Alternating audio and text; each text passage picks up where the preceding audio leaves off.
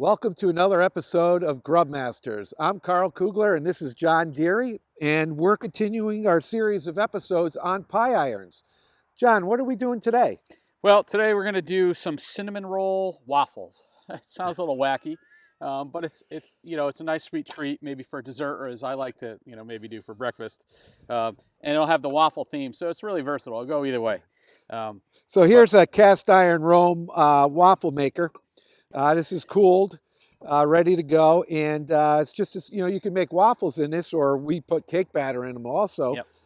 But why not try some cinnamon rolls on it? Yep. So we got just our cinnamon roll tube here. Maybe I'll open this up while you oil that down. Just using some canola non-stick cooking spray, coating both sides. You could use butter, but butter you have to be careful of because sometimes it burns. I just love doing this. Let's see how many whacks it takes to get that thing open. There you go. Hey, a little twist move. All right, so. A knife.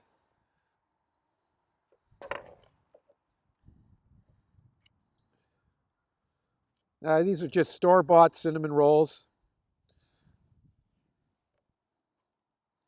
It's like one will fit on either side. And what's going to happen is when we put this other face on and press it down into place, it's going to compress each of our muffins. Muffins or rolls? They're rolls. They're going to look like muffins when they're done, though. Cinnamon waffles. And we got that little hook in place. Now we're going to come over to our fire. And I'm going to move that log to expose some coals. And I'm just going to lay that right down in there. I'm going to have to spin this every minute or so, probably every 30 seconds or so. This cast iron has some mass to it, but once that gets heated up, it's not going to lose its temperature very quickly.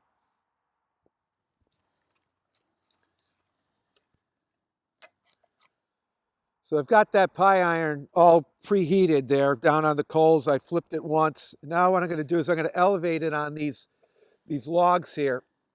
My handle's take an opportunity to flip it because the cinnamon roll has to bake inside here.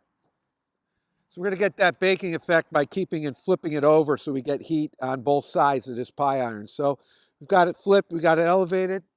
It's definitely a little bit trickier because we're not just toasting something, we're actually baking now. So we don't want it to get super hot for super intense for any amount of time. We want to just kind of let it go low and slow. Now I could have used one of those metal cooking racks that you use over a campfire when you're cooking. That would be a great opportunity to use it in a situation like this where we're baking.